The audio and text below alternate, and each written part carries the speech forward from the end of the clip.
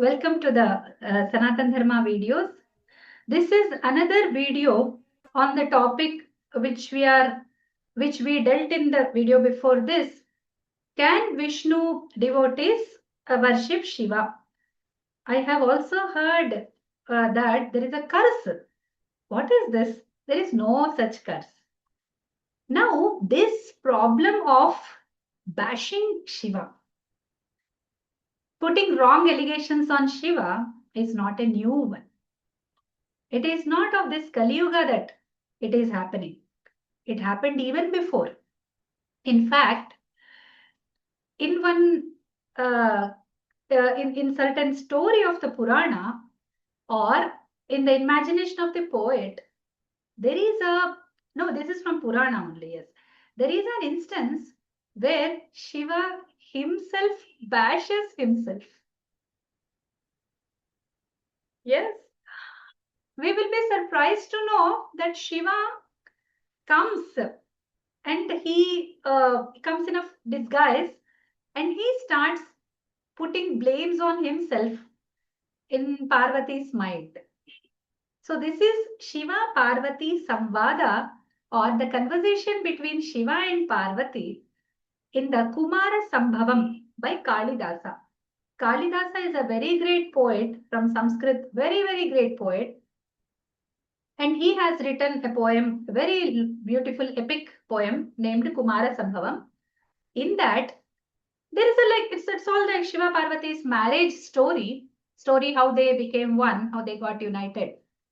Now this, I can't tell the whole story, but let me put it short. The event which is like we need to concentrate. What happens is Parvati is doing tapasya she's doing the penance in the forest. Shiva comes in the disguise of a brahmachari. Brahmachari is the one who is an ascetic, like a young ascetic, who is involved in like austerities and he has given up the worldly these things and he comes. Now, when somebody comes home, we should respect them, right? So Parvati and her friend or somebody who is assisting her with these activities, she cannot stay alone. So somebody else is staying with her. Parvati has been doing a lot of tapasya. Now this person comes and asks, what is she doing? Why is she here in the hermitage? She seems to be very beautiful. She seems not to be an ascetic lady, but what is the... Then the friend tells that, oh, she is like doing penance for Shiva. So these people do not know that who came. They think that he's a general, because he's in a disguise, he's a general person, just randomly asking a question. Now he says, what? Is it true? Are you like joking? Are you kidding? You want Shiva? He says. Then Parvati says, yes, I want. She confirms, yes, I want to marry him. That's why I'm doing this. What are you talking? Then he starts like putting each questions. Okay, he says, Brahmachari says, oh, who doesn't know about this Shiva? He's a great Ishvara. Yes, correct. But I cannot encourage you because he is all Amangala. Amangala is inauspicious person. Okay. Then Parvati says, like somebody is running behind. Now, for every question that he puts, Parvati replies. Okay. So the conversation goes like this. Now, then she says, somebody who is behind the worldly objects should think about what is auspicious and what is inauspicious. Okay. When somebody has desires full of worldly material desires, then one should think of this. Shiva is the protector of this world. That's why he doesn't have any desires of his own. That's why he need not follow any auspicious things. That's why he is with inauspicious things. What's wrong in that? Okay. And he himself is so like Ishvara, Aishwarya means two things like auspicious and one is wealth, riches. So she says Shiva himself is a rich, he's a protector, he's the great master of the world. What more does he need? Then he says, Brahmachari says, he's putting all the snakes around his hands. If you like in like Sanskritam, in our culture, marriage means holding hand. So they say, even in Telugu, we say the girl's hand is put in the boy's hand. That means the marriage happened. It's called Panigrahana. So now Shiva has all the snakes around his hands. If you will hold his hand for Panigranam, you will feel afraid of the snakes, won't you?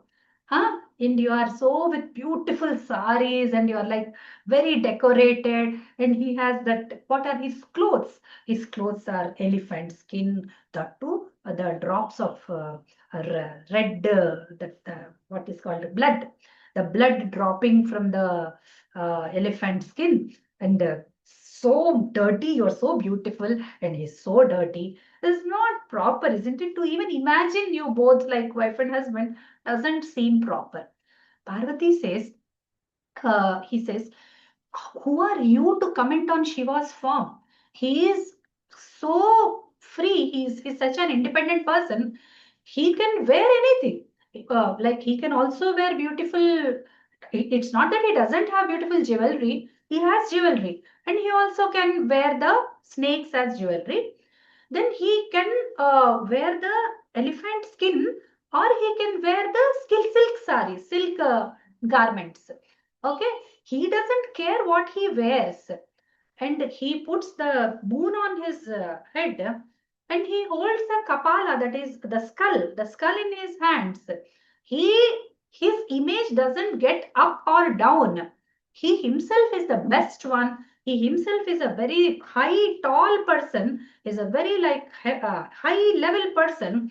Okay, so he doesn't care for outside looks and all. Parvati answers.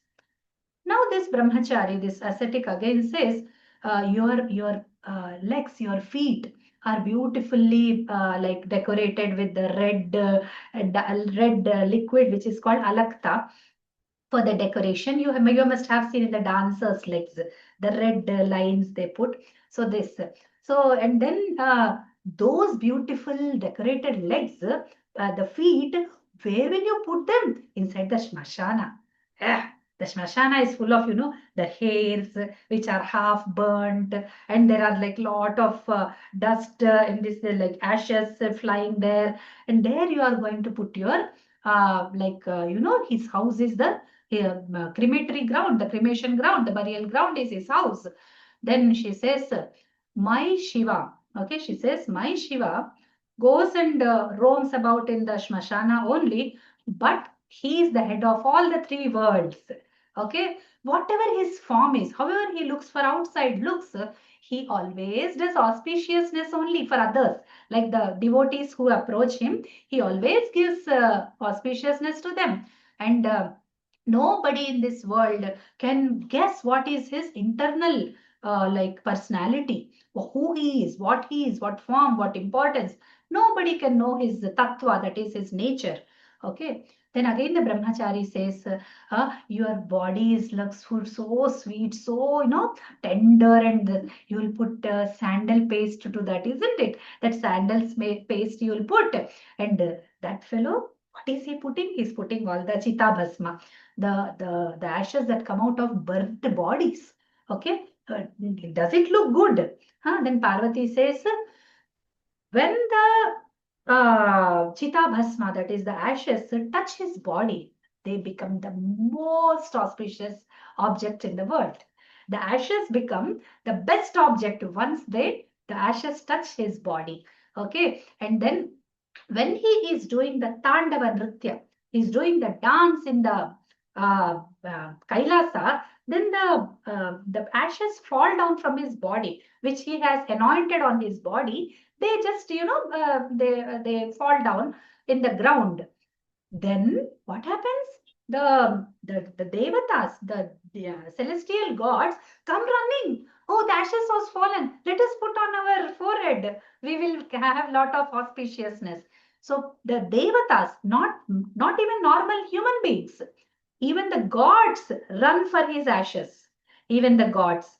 Okay, so they put the ashes on the forehead that fall down from his body on the ground. What are you talking? She says. Okay, for the ashes. So, and I'm getting like that auspicious place beside him. Why should I leave it? Okay, for whose ashes even celestial gods run, I'm getting the opportunity to be his wife. Why should I deny it? Then he again says, see, when the marriage happens, the bride and the bridegroom are taken for a ride, like a small, like a visit in the outside, this thing. Then it's like a great, elephant, very pomp, very nicely decorated elephant and all that. You are so beautiful that you should be placed on the very high pedestal, sitting on the elephant, and people are looking at you, wow, and all that. Now, what you will do after your marriage? On whom you will sit? You will sit on that ox, huh? That ox, that Nandi, huh? Nandi, that bull, you will sit on him. And in this, he says the bull is old, age old. Now, it's not true. Nandi is also young only. Okay, but this brahmachari, that age old bull, that old one, you will sit on him and go for the visit in the city. And what will people think? Oh, such a beautiful lady. Where is she sitting? What is this? People will say that. She says, Parvati says, oh, does he got a age-old bull? Wow. So when he is going on that bull, who comes to visit him? That fellow who sits on the white elephant, the best one, Indra, the celestial, he's the head of the celestial gods. He comes and puts his head full of like gem-studded crown. He comes and put on the feet of Shiva, who is sitting on that same old bull, she says. Okay. And then when they wear like divine flowers and all. So some this is inside the flowers, some powder will be there, fragrant powder. So that falls on the feet of Shiva. That is how he is decorated. So those who come to bow before him, those who come to do namaskara before him, that the flowers they are wearing, they fall on his feet. That powder falls on his feet, and he becomes decorated. Okay. Then again, Brahmachari says, see, he has three eyes. How bad. We all have two eyes. He has three eyes. So three eyes is like Vishama. It's not Sama. Sama is two. Okay, it's equal, it's balanced. Now he has three eyes. And then do you know? He's not born to anybody. Nobody knows who his father is.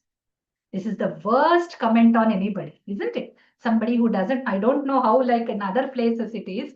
People take it for like, fun or whatever, I don't know. But in India, there is even a bad word in English which means that, somebody whose father is not known. It's a very bad word anywhere. I think any culture has it. Now, this Brahmachari says to Shiva that word. He says Shiva's parent, I mean, he doesn't use that word, but he means it. Says nobody knows to whom he is born. Okay. And he doesn't have clothes to wear properly on his body.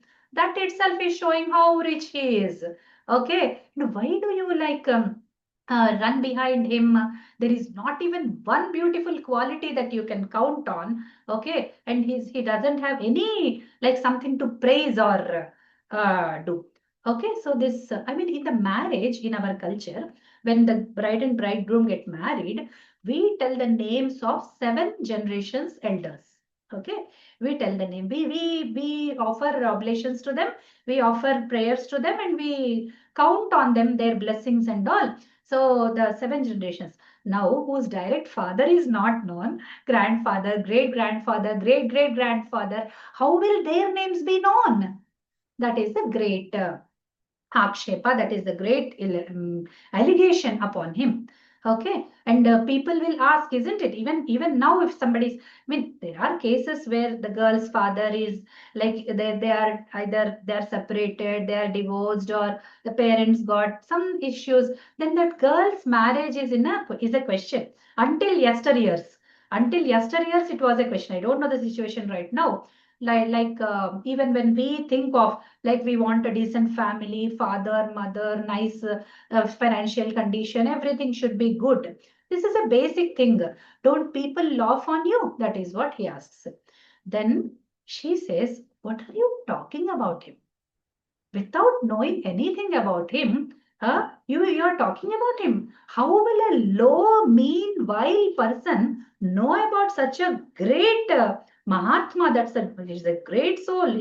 Is not a so normal being that you are talking. Okay, but whatever blames and whatever censurable words you have used, you have said one thing.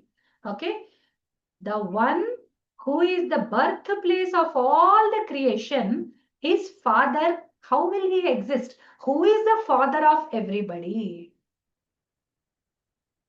Okay, what if he doesn't have a father for himself? He himself is the father for all of the creation, all of the creatures.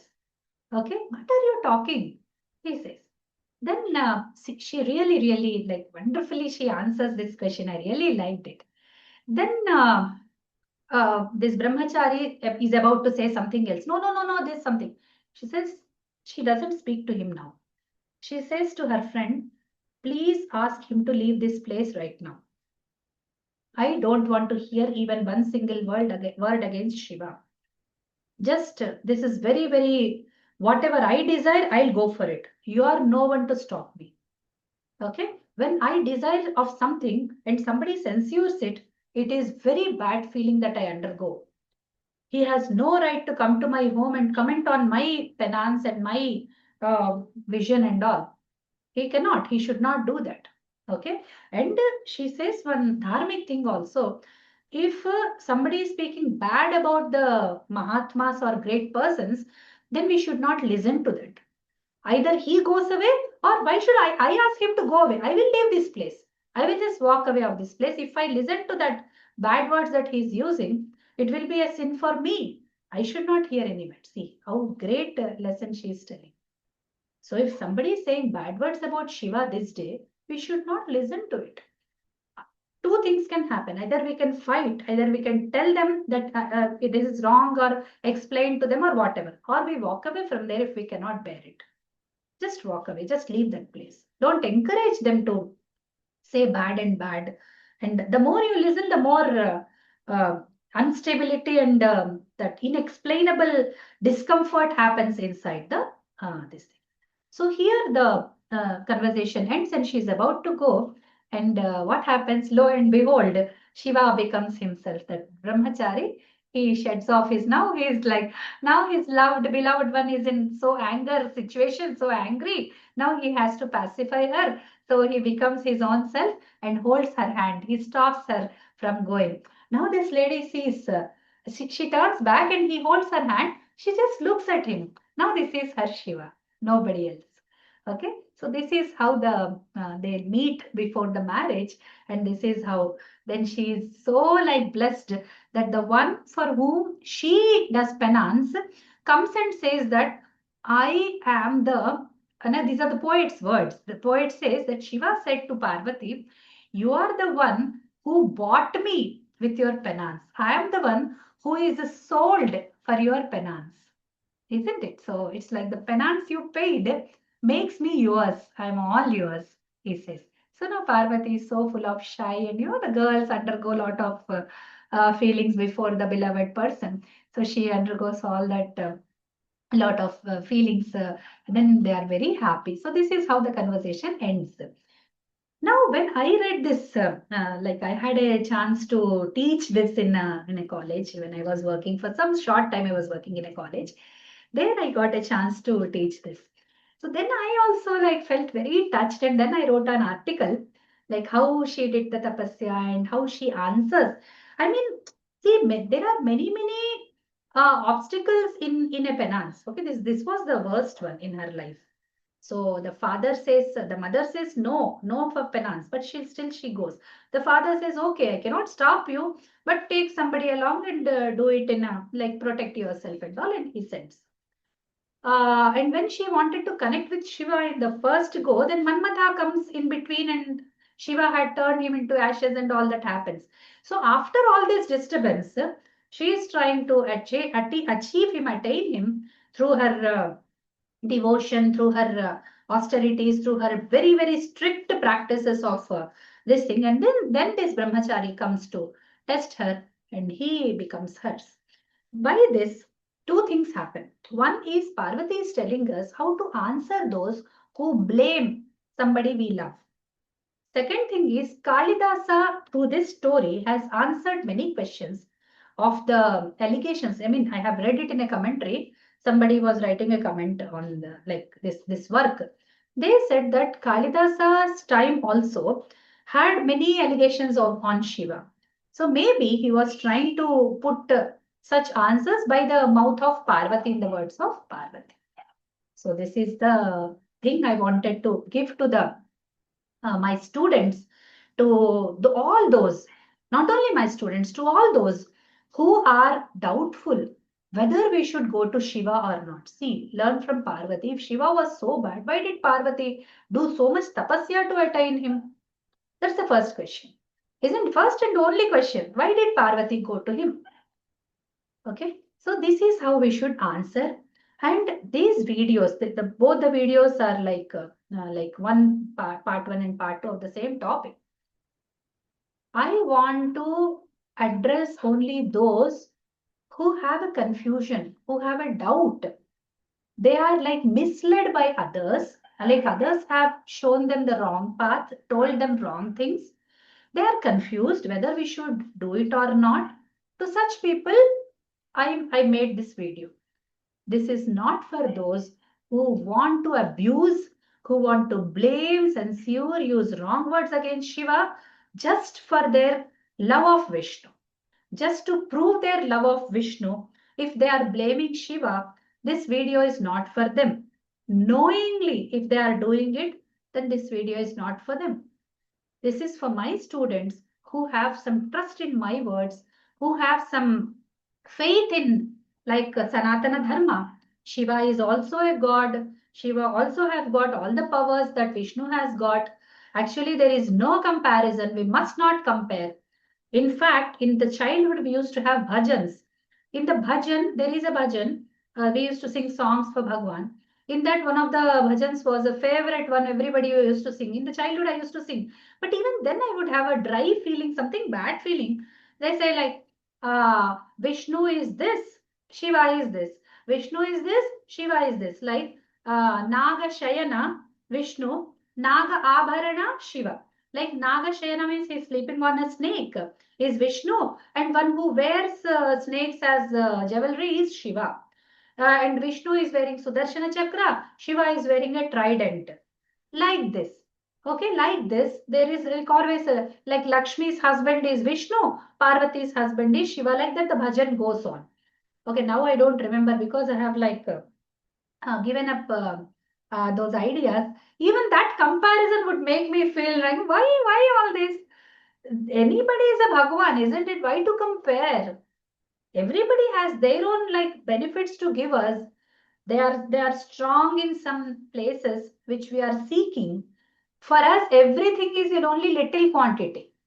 So we have like whatever we are seeking, that is only less in us. We are not very well-to-do, you know, what's wrong with my life, everything I have got. We can never say that. So Shiva bestows all the physical world comforts to you. He gives jnana, and he is like, I have observed one thing in my like. So to put the secret out, everybody knows the open secret that I am devotee of Shiva. Okay, and like whenever I speak about him, I feel like lot of happiness, and I'm not like against them who are saying, who are like Vishnu's devotees. My Kuladaiva is Vishnu. Okay, I'm not against them who are this thing. Shiva gives lot of fun in the devotion that I have seen. People think that he's Raudra, he's angry. My experience has been extremely opposite to the popular notion.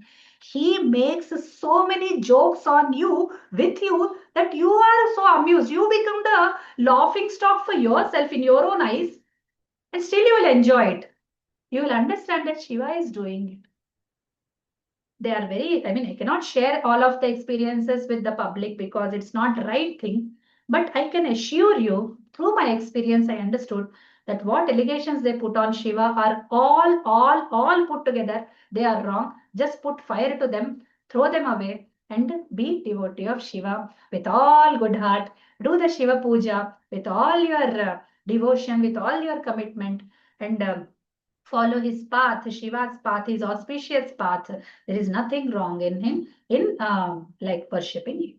So with all like good wishes for Mahashivaratri again, Shubhamastu to you all. Hari Om.